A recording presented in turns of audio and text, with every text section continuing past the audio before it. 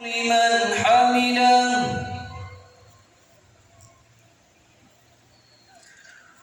الله أكبر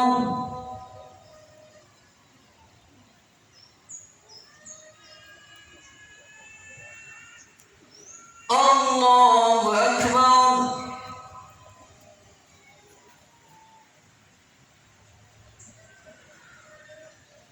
الله أكبر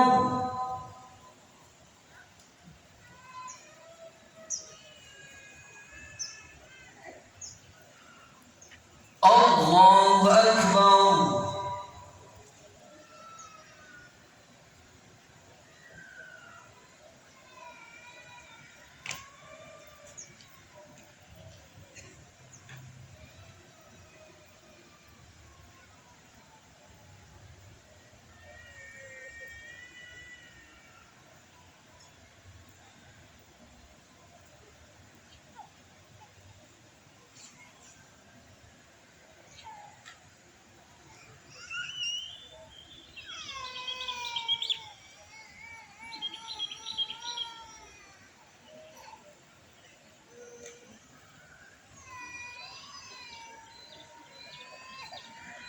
السلام عليكم ورحمة الله.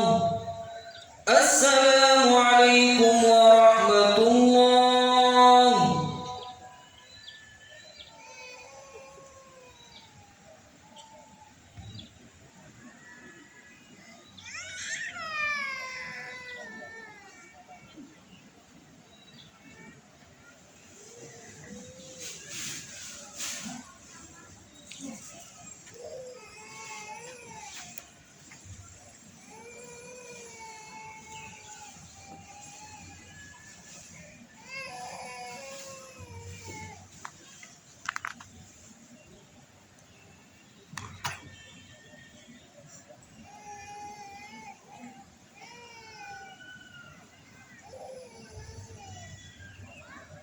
Bismillahirrahmanirrahim.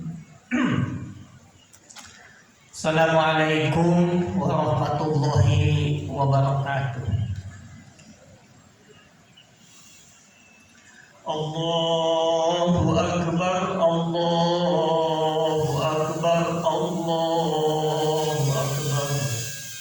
Allahu akbar, Allahu akbar, Allahu akbar. Allahu akbar, Allahu akbar, Allahu akbar. La ilaha illallah, Allahu akbar. Allahu akbar walillahil hamd. Alhamdulillah. Alhamdulillahil malikil dayyan. Wassalatu wassalamu ala Muhammadin sayyidi waladi adnan wa ala alihi wa sahbihi wa tabi'ihi ala marril zaman. Asyhadu an la ilaha illallah wahdahu la syarikalah al-munajjahu anil jismiyati wal jihati wal zamani wal makan. Wa asyhadu anna sayyidina Muhammadan abduhu wa rasuluhu alladhi kana khuluquhul Qur'an. Amma ba'du faya ibadallah, faya ibadur rahman, fa inni usikum wa nafsi bitaqwallahil mannan al-qaili fi kitabihil Qur'an. A'udzu billahi minasyaitonir rajim. Bismillahirrahmanirrahim. Inna a'tainakal kautsar fasholli li rabbika wanhar inna syani'aka huwal abtar. Allahu akbar, Allahu akbar, Allahu akbar walillahil hamd. Hadirin jamaah salat Idul Adha yang dirahmati oleh Allah. Puji syukur kita panjatkan kehadirat Allah Subhanahu wa taala Atas berkat, rahmat, dan inayahnya, hari ini kita kembali dipertemukan dengan salah satu hari raya dan yang diajarkan oleh Nabi Shallallahu Alaihi Wasallam, yaitu Idul Adha, Idul Kurban, atau Hari Raya Haji. Salawat beserta salam semoga senantiasa tercurah atas Nabiullah Muhammad Shallallahu Alaihi Wasallam, keluarga, para sahabat, dan seluruh umatnya yang senantiasa istiqomah hingga hari kiamat. Khatib mengingatkan, khatib menegaskan agar setiap kita menjadikan hari raya Idul Kurban ini untuk mengukuhkan, untuk menjaga keajegan dan ketangguhan iman, Islam, dan ihsan kita. Semuanya dirancang sedemikian rupa agar setiap kita meraih pribadi yang muttaqin. Sebagaimana kita ketahui bahwa pribadi yang muttaqin inilah yang akan menghadirkan ketentraman, kenyamanan dalam kehidupan kita, baik dalam lingkup terkecil keluarga, masyarakat, dan bangsa yang kita cintai ini. Inilah pentingnya setiap kita memperhatikan kualitas ketakwaan kita. Quran surah Al-A'raf ayat ke-7, surat ke-7 ayat 96 mengajarkan kepada kita, A'udzu billahi minasyaitonir rajim. Walau anna ahlal qura amanu wattaqau la fatahna alaihim barakatim minas samai wal ardh walakin kadzabu fa akhadnahum bima kanu yaksibun. Sekiranya penduduk negeri ini beriman dan bertakwa, sekiranya keluarga ini beriman dan bertakwa, sekiranya komunitas masyarakat ini beriman dan bertakwa, maka Allah janjikan terbukanya keberkahan dari langit dan bumi.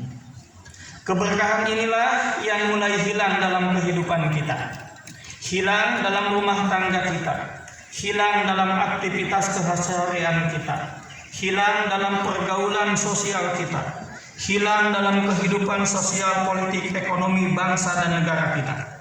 Akibatnya belakangan ini kehidupan masyarakat kita menjadi kurang akrab dengan ketentraman dan kenyamanan. Sebaliknya kegelisahan, kegundahan malah menjadi sering hadir dalam kehidupan kita. Kita malah terkesan menjadi bangsa yang kurang sabar, kurang santun, bahkan kekaupan. Kita lebih emosi ketimbang banyak mencari solusi. Oleh karena itu, hari ini mari kita jemput kembali keberkahan itu dengan cara berkurban, yakni mengorbankan sebagian harta kita, baik dengan cara membeli seekor atau beberapa ekor hewan kurban, lalu kita sembelih dan dagingnya kita bagikan kepada saudara-saudara kita agar kita berkurban, artinya agar kita lebih dekat kepada Allah. Kedekatan kepada Allah inilah yang akan mendatangkan keberkahan dalam hidup kita. Keberkahan inilah yang akan menghadirkan ketentraman dalam kehidupan kita. Hadirin jamaah Idul Adha rahimakumullah. Berkaitan dengan Idul Kurban hari ini, khatib mengingatkan jamaah sekalian untuk kembali membaca pesan Nabi Shallallahu Alaihi Wasallam dalam hadis yang diriwayatkan oleh Imam Ahmad, Ibnu Majah, Abu Daud, At-Tirmidzi, dan yang lainnya, bahwasanya setiap hari raya Idul Adha Rasulullah Shallallahu Alaihi Wasallam senantiasa membeli 2 ekor domba yang berbulu putih mulus, gemuk, bertanduk, dan Rasul mengikatnya di sekitar tempat sholat ini. Kemudian Rasul mengimami sholat dan khutbah Idul Adha. Setelah itu Rasulullah mengambil dombanya dan kemudian bersabda, Allahumma taqabbal min Muhammad wa ali Muhammad wa ummati Muhammad. Rasulullah menyebutkan, ya Allah, terimalah kurban ini dariku dari keluargaku dan dari umatku. Rasulullah Shallallahu Alaihi Wasallam mengulitinya, kemudian membagikan. Sebagian dimakan oleh beliau, sebagian dibagikan kepada saudara-saudaranya. Berdasarkan hadis ini, maka saat ini kita pun melakukan yang sama. Kita insya Allah di lingkungan Masjid Besar At-Taqwa diselenggarakan penyembelihan hewan kurban. Semua ini sebagai bentuk meneladani para nabi Allah, juga meneladani Rasulullah Sallallahu Alaihi Wasallam. Setiap Idul Adha di seluruh dunia Islam, hewan-hewan ternak disembelih untuk berkurban. Ini sekaligus membedakan dengan upacara persembahan agama-agama di luar Islam. Di dalam Islam, daging hewan kurban tidak diserahkan kepada Allah, karena Allah tidak makan daging kurban. Daging kurban yang diajarkan oleh ajaran Islam adalah sepertiganya bisa dinikmati oleh yang berkurban, sepertiganya bisa disedekahkan, dan sepertiganya diberikan kepada orang-orang yang berkurban. Begitu pesan Quran surah Al-Hajj surah ke-22 ayat 37 menjelaskan kepada kita, wala yanalallaha luhumuha wala dimauha walakin yanaluhu taqwa. Tidak sampai kepada Allah daging dan darahnya kurban, tetapi yang sampai kepada Allah adalah ketakwaan kalian. Hadirin jamaah salat Id yang dirahmati oleh Allah. Ketika Nabi yang mulia mendeklarasikan kurbannya untuk dirinya, keluarganya, dan semua umatnya, beliau menegaskan bahwa ibadah kurban adalah ibadah sosial. Dengan demikian, Nabi Shallallahu Alaihi Wasallam ingin mengajarkan kepada kita, ibadah kurban bukan sekedar itu persembahan untuk meningkatkan spiritualitas kita. Ibadah kurban bukan sekedar untuk memperoleh kepuasan batin karena kita sudah naik ke pintu langit. Ibadah kurban pun bukan kesempatan bagi kita orang kaya untuk menunjukkan kesolehan dengan memberikan sebagian harta kita, tetapi ibadah kurban ingin mendidik setiap mukmin dalam menapaki tangga-tangga kepesertaan sosialnya menuju pintu langit dengan cara memakmurkan bumi. Ibadah kurban mencerminkan pesan Islam. Kita akan dekat dengan Allah bila kita mendekati saudara-saudara kita. Al-Quran dengan kurbannya mengajarkan kepada kita bahwasanya kita diajarkan lewat ajaran Islam dengan Ramadan beberapa hari yang lalu supaya kita merasakan betapa pedihnya lapar yang dirasakan. Maka pada Idul Adha Islam mengajarkan kepada kita supaya kita mengajak orang yang lapar merasakan kenyang seperti kita. Hadirin jamaah undangan Allah yang berbahagia. Setelah sholat Id nanti kita akan menyaksikan penyembelihan hewan kurban di lingkungan yayasan dan Masjid Besar At-Taqwa ini. Hewan-hewan kurban yang sekarang ada di lokasi masjid kita adalah bukti kepedulian saudara-saudara kita yang Allah berikan kemampuan. Dan mereka sadar bahwa itu adalah anugerah Allah, kemudian ia pun mensyukurinya dengan cara berkurban di Masjid At-Taqwa ini.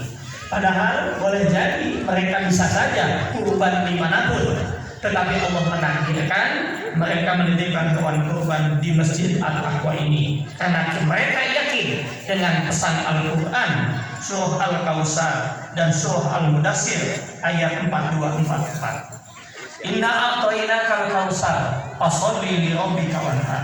Sesungguhnya kami, kata Allah, telah memberikan kepada kalian nikmat yang banyak. Lalu bagaimana respon kalian terhadap nikmat itu? Allah memberikan panduan. Caranya merespon adalah fasholli, membangun hubungan yang baik dengan Allah, sholat namanya, kemudian wanhar, berkurbanlah, membangun hubungan baik dengan sesama manusia. Kita yakin mereka yang berkurban hari ini di Masjid At-Taqwa, mereka telah menegakkan sholat, Mereka juga pernah haji dan umroh.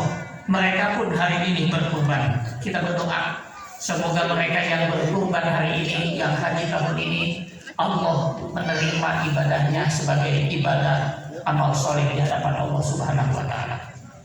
Yang kedua, di Quran surah Al-Mudaththir ayat 42-44, Allah mengajarkan kepada kita, "Ma salakakum fi syaqar?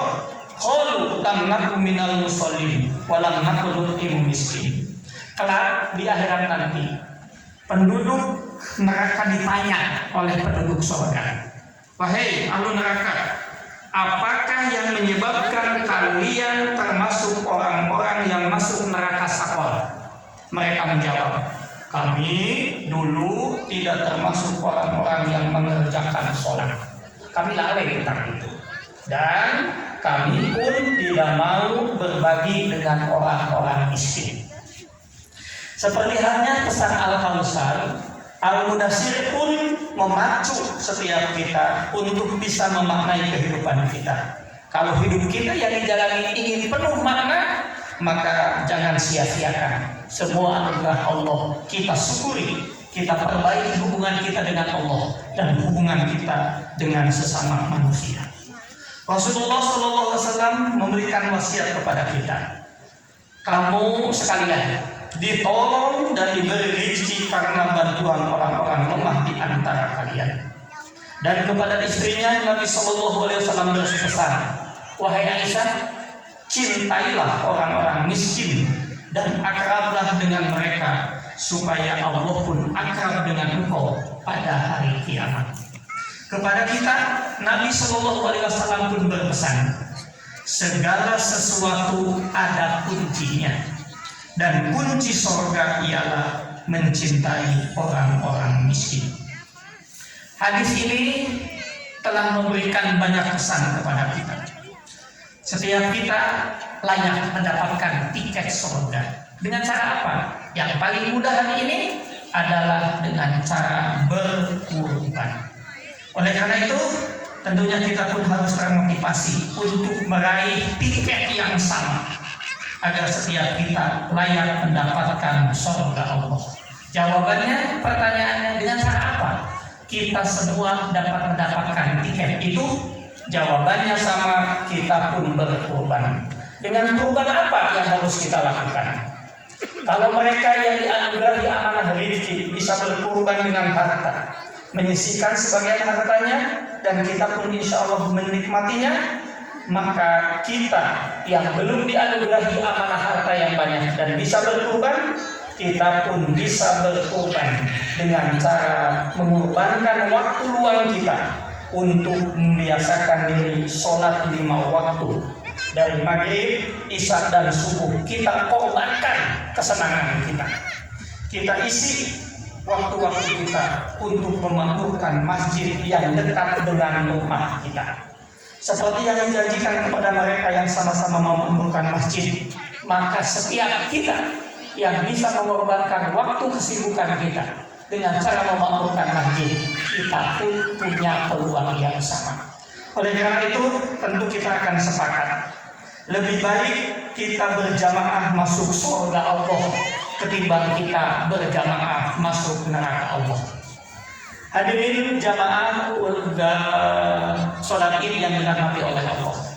Terakhir, khatib ingin menutup khutbah ini dengan satu riwayat tentang Sa'labah. Suatu ketika Sa'labah bin Khatib datang menemui Nabi Shallallahu Alaihi Wasallam. Dia mengadukan tekanan ekonominya, kesulitan hidup yang dideritanya. Lalu dia memohon, "Ya Rasulullah, doakan saya supaya Allah memberikan rezeki yang banyak kepada saya. Maka nanti saya akan berbuat kebaikan seperti orang-orang kaya yang lainnya." Nabi SAW menanggapi dan berkata, "Wahai Sa'labah, tidakkah kamu ingin sepertiku keadaan seperti ini?" Padahal kata Rasul, "Wahai Sa'labah, kalau aku mau, bukit-bukit di sekitarku ini bisa berjalan bersamaku. Berubah menjadi intan berlian pun, gunung-gunung di sekitar Madinah bisa mengikuti."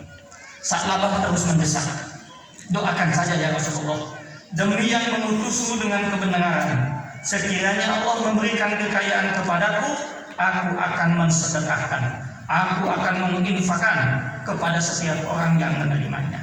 Dengan lembut Nabi SAW menasehati Sa'labah. Sa'labah, malam betul engkau. Qalilun tutiku syukrahu khairum min katsirin la tutik. Sa'labah, sedikit harta yang kau syukuri itu jauh lebih baik daripada banyak harta tapi tidak kamu syukuri. Tapi ternyata Sa'labah terus mendasari Rasulullah, doakan agar saya menjadi orang yang kaya. Akhirnya Rasulullah mengalah. Kemudian Rasulullah berdoa, semoga Allah melimpahkan kekayaan kepada Sa'labah. Sejak saat itu Sa'labah dianugerahi 2 ekor domba. Kemudian dia memeliharanya, menggembalakannya.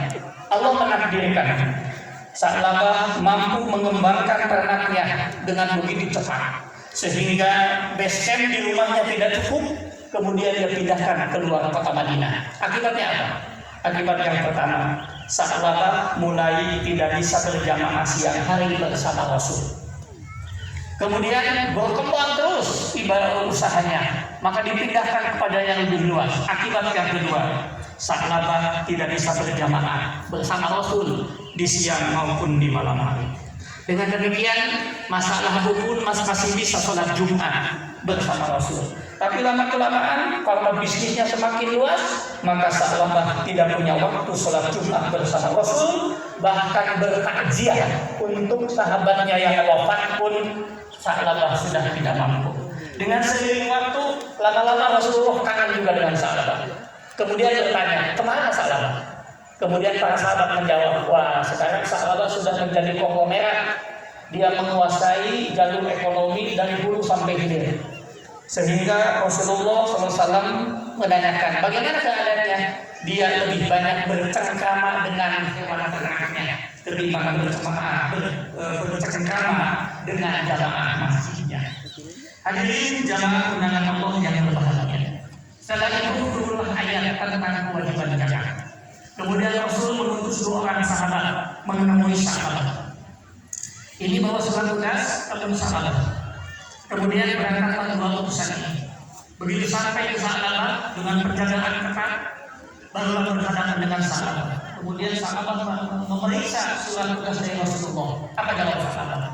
Setelah diteliti dengan ketat, ini jizyah. Jizyah itu adalah pajak yang diambil oleh pemerintah Islam dari orang-orang yang non-Muslim. Kemudian Sa'labah bilang, udah, ke tempatnya yang lain saja. Nanti kalau tempatnya yang lain saja, baru datang lagi ke sini. Maka utusan Nabi ini tidak ada banyak cerita. Pergilah menemui Bani Israil. Begitu datang ke Bani Israil, disambut dengan hangat. Utusan Nabi ini setelah berbincang sebentar, Ibnu Israil menyampaikan, wahai saudaraku, ambillah semua ternak terbaik ini. Kemudian utusan Nabi menyampaikan, wahai Israil, apa yang kau berikan sudah melebihi apa yang disampaikan oleh Nabi. Juga melebihi standar kewajaran. Apa kata Israil? Aku tidak ingin menemui Tuhanku kecuali dengan apa yang terbaik dari. Kemudian setelah itu utusan Nabi kembali ke Sa'labah. Diperiksa lagi dengan ketat, dibaca lagi suratnya. Kemudian dia mengatakan, ini jizyah. Sehingga Sa'labah bilang, kalian pulang saja. Nanti aku memutuskan sendiri. Begitu utusan Nabi sampai di Madinah, sebelum melaporkan kepada Rasul, Rasul sudah mengatakan, celaka. Maka turunlah Quran surah Al-Baqarah ayat 75-78. Mendengar ini saudara laki-laki Sa'labah menyampaikan, wahai Sa'labah, telah turun ayat Al-Quran mengenai kamu begini. Sa'labah ketakutan. Maka dia berlari menuju kota Madinah, menemui Rasul dan mengatakan, ya Rasulullah, ini zakat. Apa kata Rasul? Allah sudah melarang menerima zakat dari ini. Sa'labah menangis, menunjukkan tubuhnya dengan anak. Rasul akan menjawabkan. Sampai Rasulullah mengatakan, pemerintahan dengan kita akan melakukan. Dan lupa, Sa'labah menyerahkan zakat kepada keduanya. Keduanya pun menolak. Sa'labah wafat pada pemerintahan Utsman bin Affan. Hadirin jamaah dengan Allah yang berbahagia. Peristiwa sahabat sudah berlalu ratusan tahun yang lalu, tetapi pesan orang yang berlaku sampai hari ini. Tidak heran bagaimana Nabi berusaha karena sanggup memperhatikan setiap orang. Tapi boleh jadi yang menakjubkan saat ini adalah kenyataan sosial, sikap mental kita, sikap keluarga kita, sikap masyarakat kita. Ternyata kita lebih dekat kepada sahabat ketimbang dekat kepada Bani Israil. Idul Adha 1444 Hijriah yang nanti masanya bagi kita dimulai hari ini hadir menemui kita.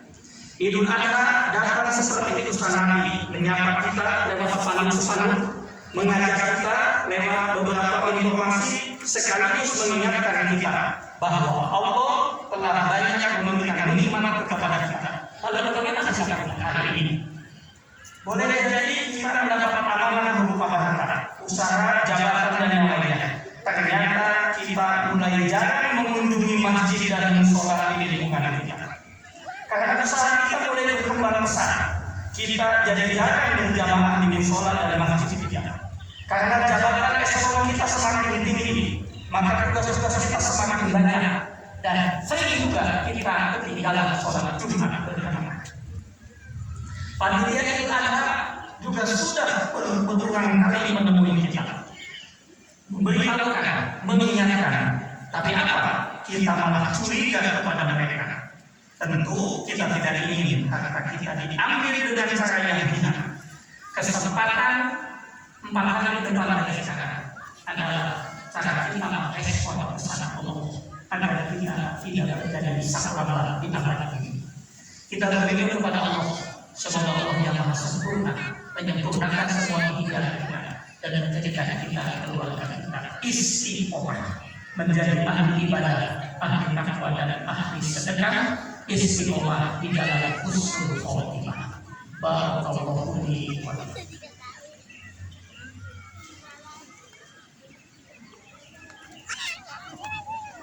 Allahu Akbar, Allahu Akbar, Allahu Akbar, Allahu Akbar, Allahu Akbar, Allahu Akbar, Allahu Akbar. La ilaha illallah, Allahu Akbar, walillahil hamd. Alhamdulillah, wassalatu wassalamu ala Rasulillah Muhammadin Abdillah wa ala alihi wa sahbihi wa man. Asyhadu an la ilaha illallah wa la syarika lahu wa asyhadu anna Muhammadan abduhu wa rasuluhu alladzi la ilaha illa huwa. Ayat ibadallah, usikum wa nafsi bi Allah wa ta'ala la'allakum tuflihun. La'allakum tadhakkarun, la'allakum turhamun. Ittaqullah haqqa tuqatih wa la tamutunna illa wa antum muslimun. Inna Allaha wa malaikatahu yusholluna 'alan nabi ya ayyuhalladzina amanu shollu 'alaihi wa sallimu taslima. Amin ya Allah ya rabbal alamin. Allahumma ighfir lil muslimina wal muslimat wal mu'minina wal mu'minat al ahya'i minhum wal amwat. Innaka qawiyyun mujibud da'wat. Ya Allah ya Hajar wa ghafirul dhunubi wal khati'at bi rahmatika ya arhamar rahimin. Allahumma ya Rabbana, dengan menghadap dan permohonan ya Allah pagi menjelang siang di hari Idul Adha ini, kami berbesar masyarakat Kecamatan Sukasan hadir di masjid dan malam takwa ini memohon kepada Allah jadikanlah ibadah kami ya Allah ibadah yang memanfaatkan setiap kami mendapatkan sih mana belinya kalau ada jadikanlah khusus kami ya Allah menjadi jalan kebaikan. Bagaimana caranya belinya? Baik yang masih ada maupun yang telah tiada. Ya Allah, untuk kedua orang yang telah tiada, tempatkan keduanya ya Allah di bagian-Mu dengan harapan ampunan dan ridho. Jadikanlah kedua orang ya Allah pantas di antara hamba-Mu yang mendapatkan surga-Mu. Allahumma ya Rabbana, terimalah pengorbanan kami agar menjadikan siap kami pantas mendapat kasih sayang-Mu. Jadi berkah umur kami, berkah usaha kami, berkah kehidupan rumah tangga kami, berkah kehidupan anak-anak kami. Ya Allah, jadikanlah pengorbanan kami menjadi pintu berkah, membukakan pintu langit bagi keberkahan masyarakat dan bangsa kami. Ya Allah, jadikanlah setiap kebaikan yang kami lakukan menjadi amal soleh di hadapan. Allahumma ya Rabbana, berkahkanlah rezeki kami, berkahkanlah usaha kami, berkahkanlah kehidupan kami, masyarakat dan bangsa. Rabbana taqabbal minna sholatana wa siyamana wa ruku'ana wa sujudana wa tadarru'ana wa hajjana wa urjiyatana bi rahmatika ya arhamar rahimin. Rabbana atina fid dunya hasanah wa fil akhirati hasanah wa qina adzabannar wa adkhilna jannata ma'al abrar ya aziz ya ghafar ya rabbana rabbal alamin. Subhana rabbika rabbil izzati amma yasifun wa salamun alal mursalin walhamdulillahi rabbil alamin. Nas'aluka min ijabah wal barakah wassalamu wassalamu ala rasulillah. Al-Fatihah.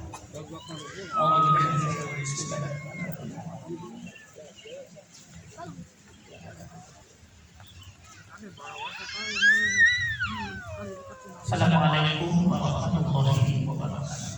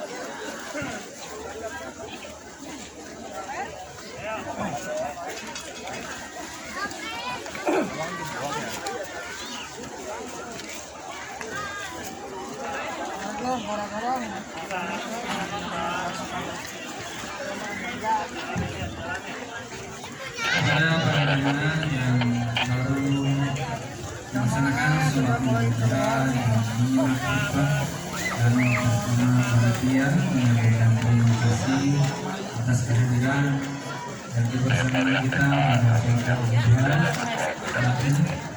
Semoga Allah mudahkan langkah-langkah kita untuk menuju ke tempat yang diridhoi oleh Allah Subhanahu wa Ta'ala. Berikutnya sampaikan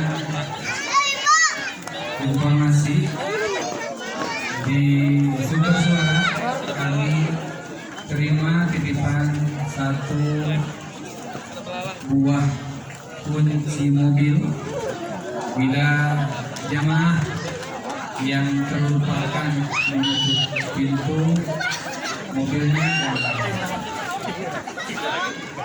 kunci tertinggal Silahkan menuju ke sumber suara di depan.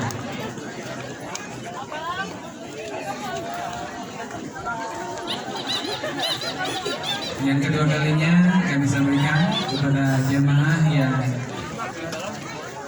tertinggal kunci mobil di kendaraan, ada yang menitipkan ke panitia, silahkan menuju ke panitia di sumber suara di depan. Jemaah sekalian, mohon diperhatikan tali-tali yang akan dilewati khawatir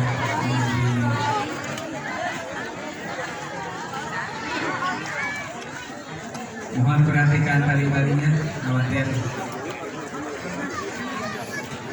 jatuh.